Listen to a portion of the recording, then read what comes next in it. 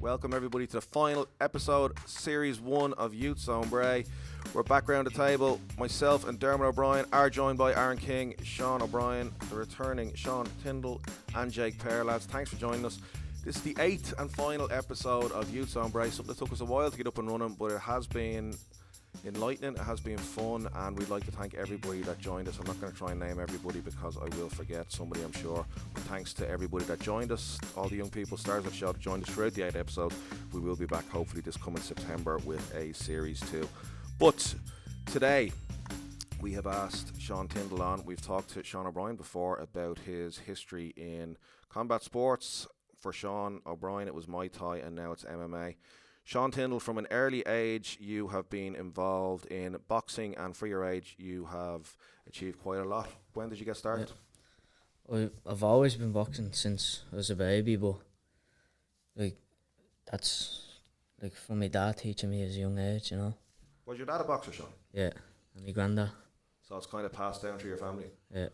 Was it something that you wanted to do, or was it something that was kind of forced upon you, that you felt, you know what, it's my turn now because it's a generational thing and I have to step up now? No, not even. My dad, he brought me to the club when I was younger, but he just let me come whenever I wanted. And if one day I was like, I don't want to go, he'd be like, alright. But as I got older, it became more serious when I started getting better. Yeah, which I guess is natural. When you're training, you're going to get better. Yeah. We talked about Sean as well. You started young as well, Sean. Yeah. How did it find you, or how did you find it? Was it in your family? Was there a history of it, or No.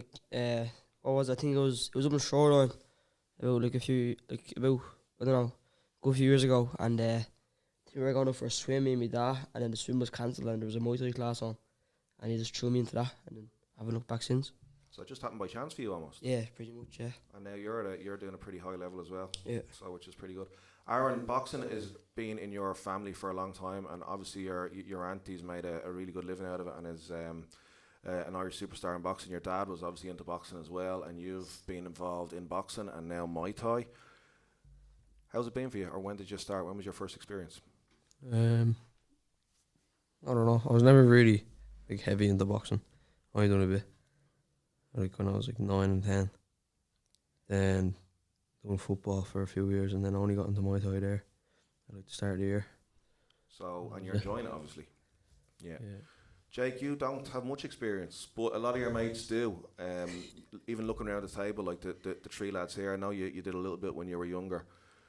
Did you enjoy it? Did you not enjoy it? I don't know, I just went and it just wasn't for me. It wasn't for you, which is fine as well. Do you see, I see it, I don't know if you see it, a lot more young people in the area are taking up combat sports in the past year. I don't know. I don't need no combat sports. Well, combat sports is anything with a fighting element, which would be boxing, kickboxing, Muay Thai, MMA, karate, judo, all those kind of sports. Daisy, you work with a lot more young people than me. Do you see combat sports on the up lately? What I see is that people are getting involved in doing it for themselves, but also watching it a lot. There's or they could be playing the games on the PlayStation or the Xbox. So combat sports seems to be something. Yeah, they're mostly, and maybe is this fair to say, mostly lads, or is that unfair? Yeah, mostly lads. Why is that? In boxing though, there's a lot of girls. True. Yeah, boxing. A Boxing, lot of girls, but then yeah. other sports you wouldn't see that many girls. So girls in Muay Thai? Yeah, but Yeah, a few. actually, yeah, only. probably has picked up in the last bit. Now down the gym, there's a woman only class, and it does be filling out a lot. So. And is there some? I know that a friend and colleague of ours, Grace, did the Muay Thai, but then it was for her. It was about the training, the fitness, the health, the well-being, but not the competition. Yeah, that's what I see a lot of people doing. Doing for their head or just trying to get fit, and then not actually competing. Sean Tyndall, that feeling, you've been through a hard-fought fight, your hand gets raised. What's that like for you? Well, if it's a really tough fight, through the wars, it's a relief. Because when you're losing that, you just feel down. You're thinking, oh, I should have done more and all. But when you win, it's like a lot of weight off your chest. So it's not excitement. Is it happiness? It's like what you're saying. It sounds like I thought you would have said it's amazing. It's the best feeling in the world, and you're just like it's pressure being lifted. It's not. It's more that than. Yeah, in a tough fight like that, yeah. Yeah. Sean O'Brien, I've seen you on camera now. You're a little showman there. You're creating a little character for yourself when the decision's about to be announced. What's it like for you? Your hand gets raised.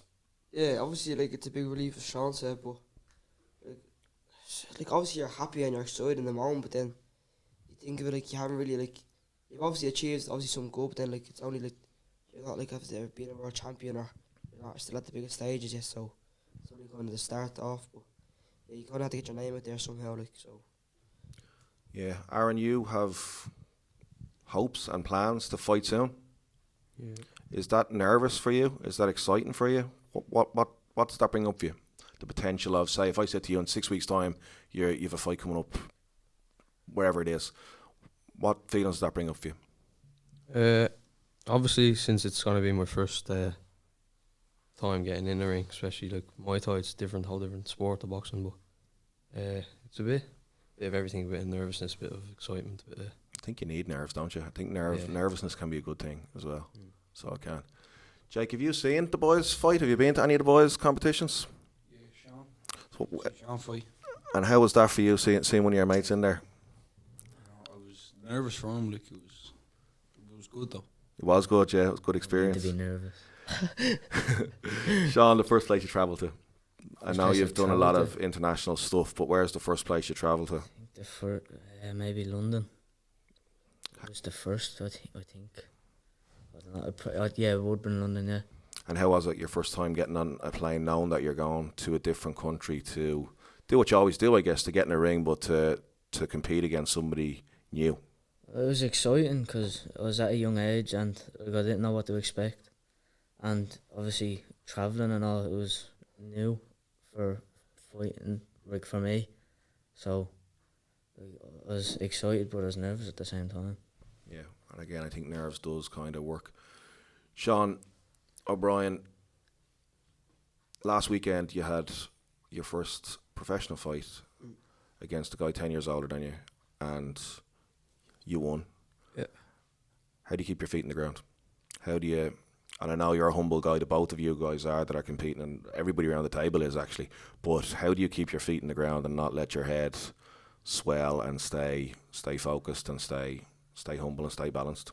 Cause like I just think in my own head, I'm just like I haven't really like achieved much yet. Like obviously it's a good achievement at my age, but like I haven't really like it's not like I'm fighting the UFC and I'm like having a lot of belts or anything. It's just another fight, and then I'm still out with the lads. Like I'm not like getting big headed over. Like it's just another fight.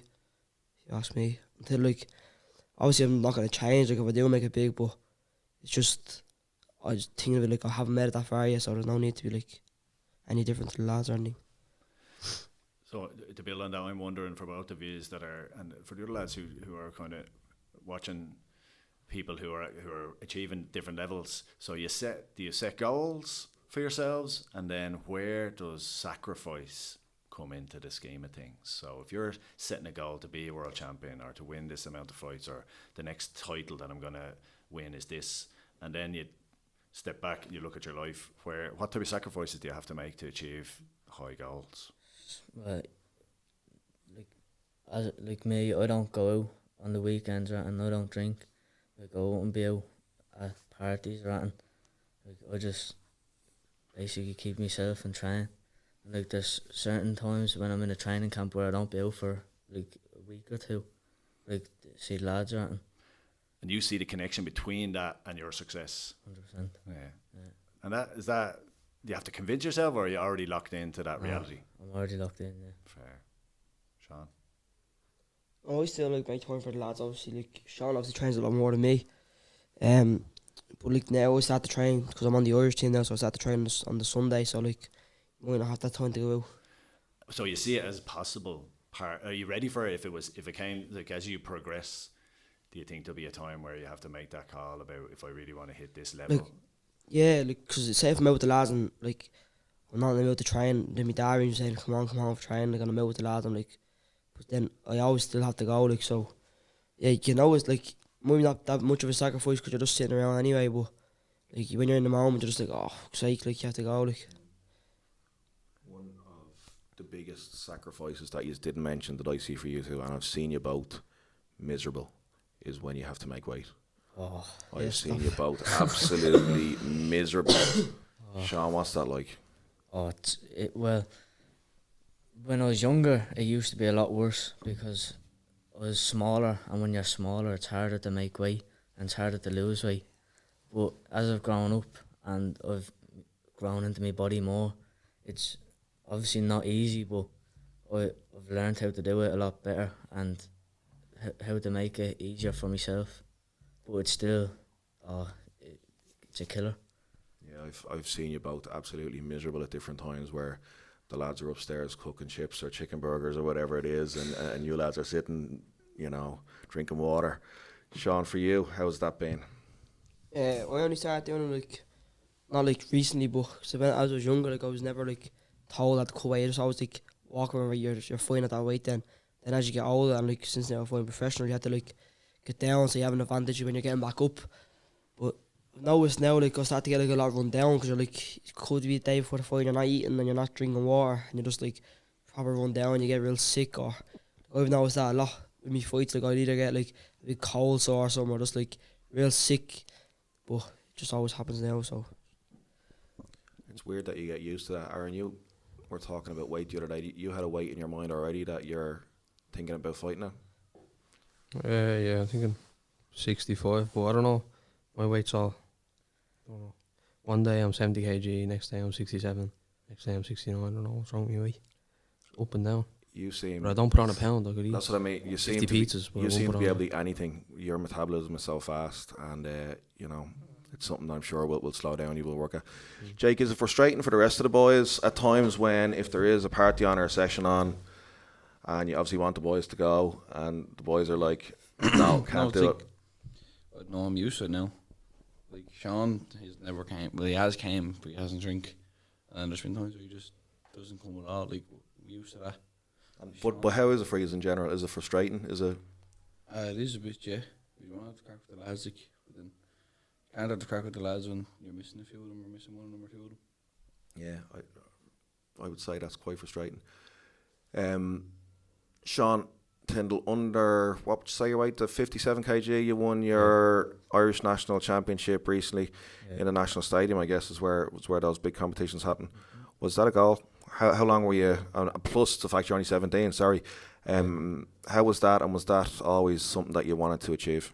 Yeah, like, boxing in Ireland, the main thing you have is the All-Irelands, or the, like, for me now it's the under-18s, and next year it'll be the under-22s, but the main thing is to win that, so you're on the Irish team and you get to go away with the Irish team and go to the Europeans and the Worlds and stuff like that. Because if you don't win that, you're not getting picked for anything, like, at all. So, yeah. That sounds rough, though. Oh, it is. Yeah. Pressure. Well, it's pressure if you let it be pressure. That sounds like waffles, Sean. Thanks. It's waffle if you let it be waffle. Exactly.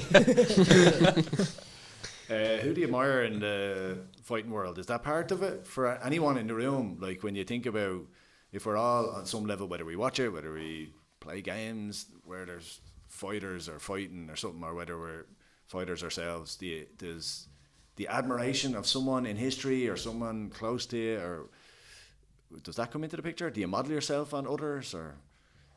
My brother. Come on, tell me more. Well, he's obviously older. He's like stop. But no, he's like, I've always looked up to him since I'm young, because we're training together, and always watching him, seeing how he's doing stuff, like trying to copy him. But I don't know why, because we're completely different in the way we fight. Right, but there's something about the standard he sets or the levels he reaches. He's a 9-time Irish champion. Right. Like, he's the best. Right. So that drives you then, as well as you admire it, but it also motivates you. Yeah. Jake? Who do you fight world in the fight world? If you had to pick someone to fight for you, so now or historically, I guess. there's a scrap out in the playground later on for your honour. Who are you picking to fight for you? Himself. John Cena. No, I don't know. Tyson Fury or something. Big. Go on. What is about him? Big. Big fan. Heavy. Tall. Big fan. He's a good fighter. Fast. Fair. Faster than me.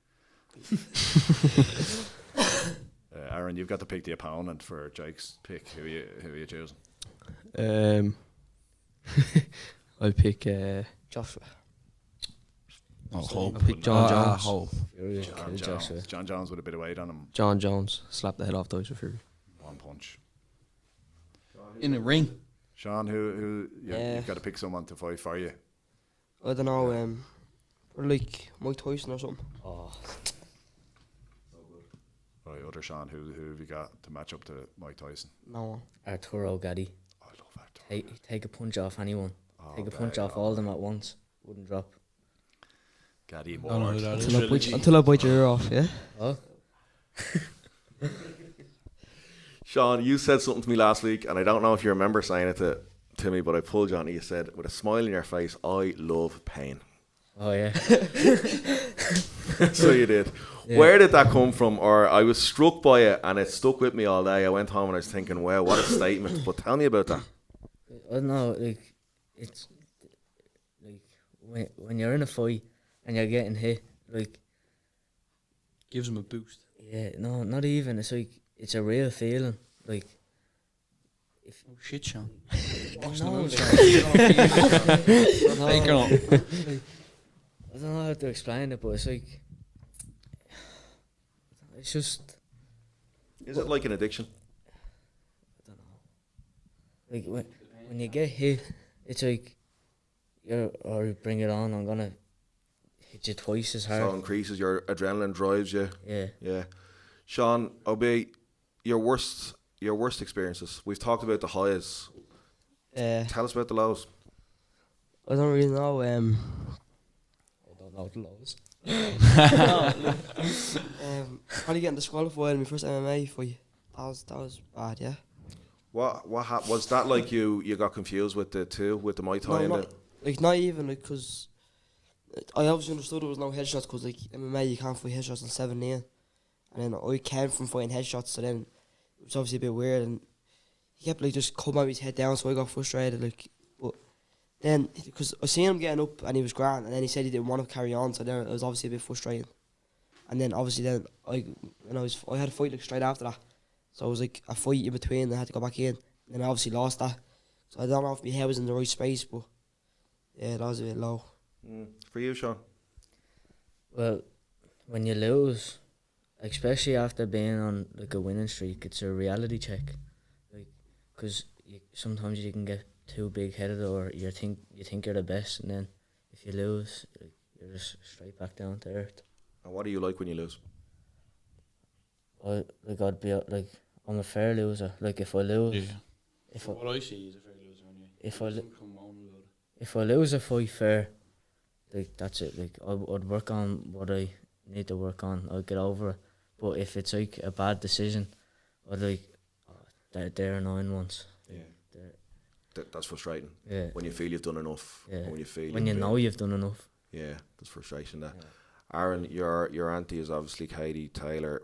How's it like going to those? When you're sitting ringside and your auntie's in there, what is that like for you?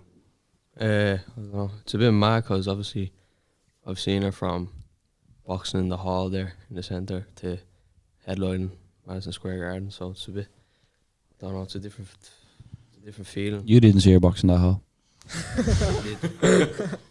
Aaron was there. I remember Aaron when Katie was training there. Aaron was 5 or 6, and I remember him being there. When her hand gets raised, or when you're waiting for that decision, as a family member who obviously loves and cares for her, what's that like for you? It's just like all the nerves just come in at once. Like when they're reading out the judges' scorecards, you're just like, oh, you're just hoping like. And then obviously, the last fight there was a bit different. That was the first time you experienced, or that she experienced that. What was that like? Obviously, I can't say for her, but for you. It was kind of just like, I don't know, because every time she gets in, like, you know, she went to 20-something fights undefeated, like in her professional career. So you're kind of just getting in there. We were kind of just ready for it to win, and then, you know, obviously, It's kind of when the fight was going on, you're kind of just like, oh, like this is a close one. But when we were actually there, we actually heard one of the announcers say, oh, Cameron has it, before it even got announced. So all of us were just like waiting for her to lose pretty much. And in the change room and all, it was just dead quiet, like just not a word being spoken. It's hard. Must be really, Different. really hard. Going forward, Sean, I know the two Seans have stuff coming up. What have you got coming up? I'll be going to Germany in August with the Ireland team.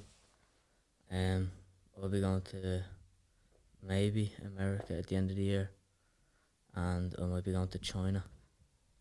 All exciting. Yeah. What's the ultimate goal? I can't really say because like, anything could happen. But obviously, I want to be a pro world champion and all. But for now, just work on my skills for the next few years. Is the Olympics in your head? No. Not at all? No. Not even slightly? No. No? No? Well, okay. It's fair. Different goals for different people. Sean, I know you are... You talk about it. I'm going to Abu Dhabi in August with the Ireland team, and then And that's MMA, sorry, isn't it? MMA, yeah, and then I have the Europeans in either October or just end of the year. It's I don't know when it is, but it's at the end of the year in Italy. So yeah, with two events coming up. If I had to ask you, you had to pick one, Muay Thai or MMA? Obviously Muay Thai, like, because I'm a pro Muay Thai now, so yeah, obviously Muay Thai, but probably on the long run, depends if I stick at the MMA, which that's what I'm doing for now, yeah. And I guess they are both going to tie into each other down the line. Muay Thai is obviously a part of MMA as well. Yeah. Everybody around the table are nice lads. There's no anger, there's no aggression. Where in combat sports, there's an argument. I'm going to be doing an interview with John actually in August about this.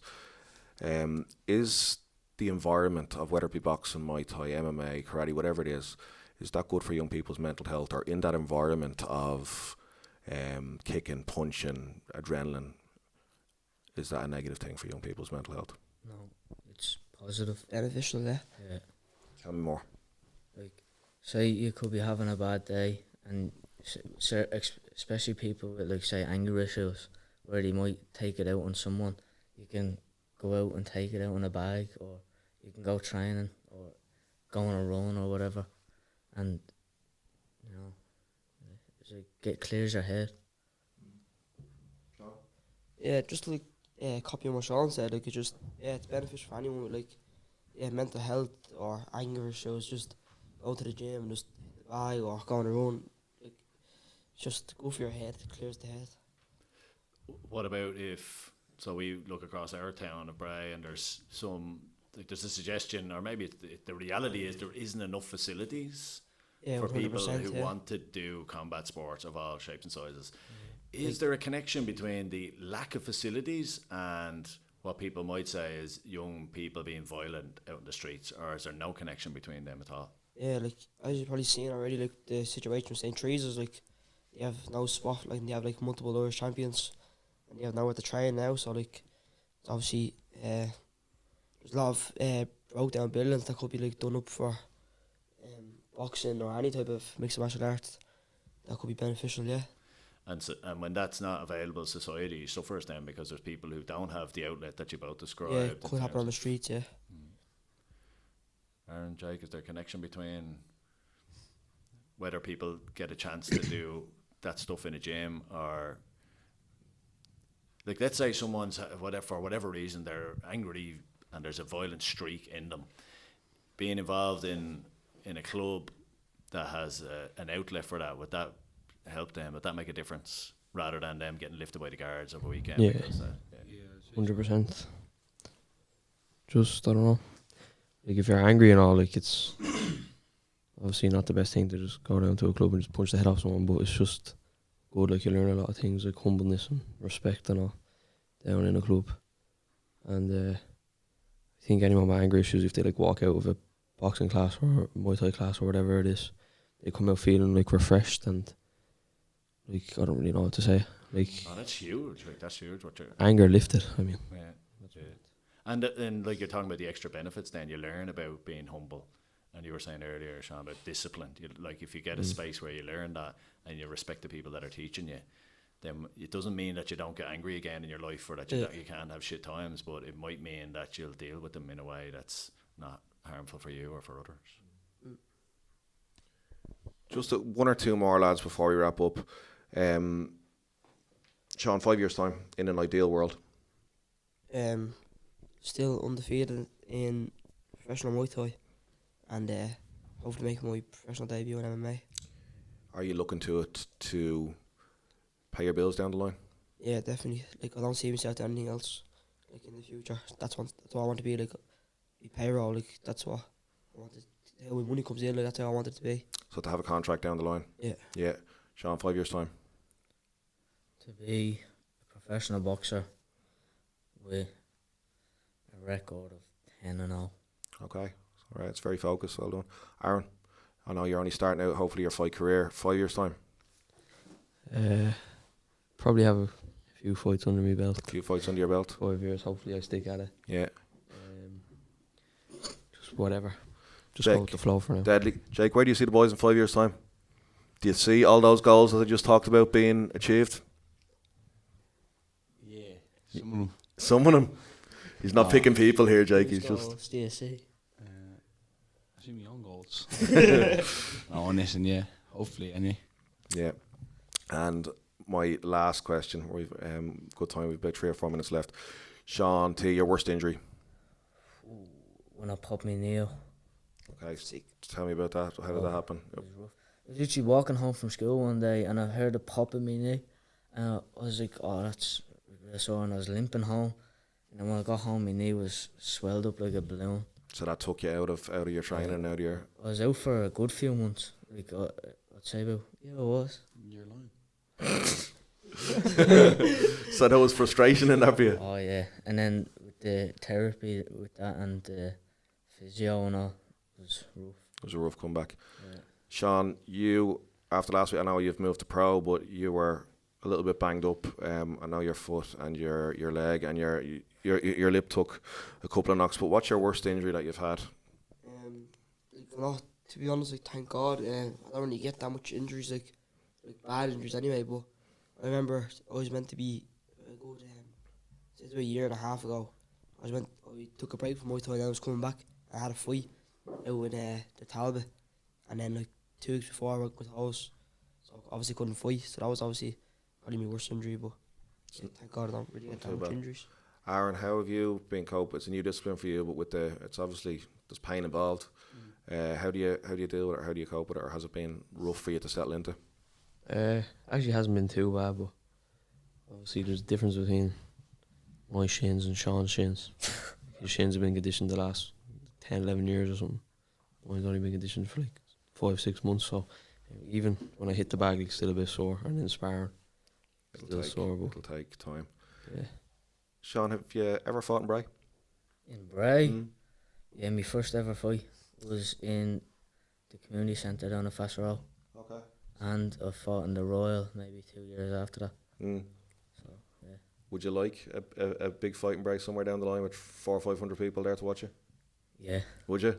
100%. Hometown fight? Yeah. Be amazing. Pro show in there. Sean O'Brien, have you ever fought in Bray?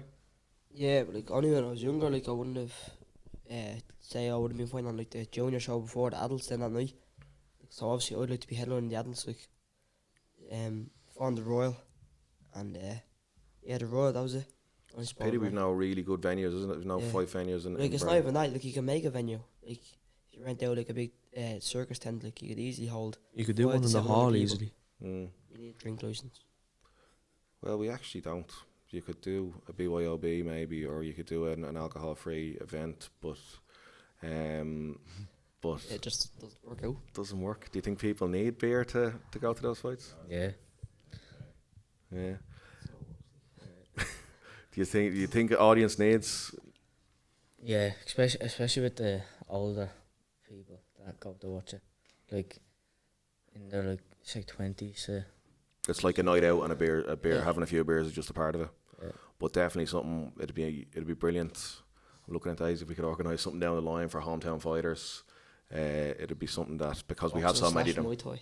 Boxing, well, also I'm sure you could get opponents in all sorts of disciplines if we had a boxing ring. What, 20 by 20 or 25 by 25? I think it's 20 by 20. I think are the size of it. I mean, you could hold a boxing match in a 20 by 20, and So it's just yeah, what's the smallest ring? Probably 16 by 16. I don't Yeah, know. I think Just 20 by kidding. 20 is normal for boxing, but definitely something that we could look at, because Bray has a reputation for producing a lot of quality combat sports fighters in different disciplines. To everybody that listened throughout our 8 episodes of Series 1 at YouthZone Bray, we would like to thank you so much.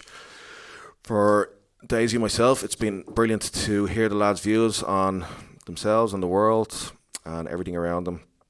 We hope to be back with Series 2 coming this September, when our routines all settle down and we all get back to normal after summer holidays and summer activities and summer programs. So to everybody that's listened, thank you so much. I'm going to try and remember everybody. Let me know if I leave everybody out. So to Aaron King, to Sean O'Brien, Sean Tyndall, Jake Peare, to Sean O'Connell, Jamie Dowling, Jack Darcy. I think that is it, lads? Rob Curry, who joined us as a guest. Hopefully we'll get more guests in Series 2. Daisy as well. To Daisy as well for co-host, and most importantly to everybody that listened. Thank you so much for being a part And of Paul. And yourself, Paul. Thanks, lads, for being a part of YouthZone Bray. It's been a real team effort, and we've been proud to bring it to you. If you need us for anything or any ideas for future episodes, please keep in touch. YouthZoneBray@gmail.com. Find our content, YouthZone Bray on YouTube, and we are, of course, YouthZone Bray on Instagram and on Facebook. Thanks again to everybody.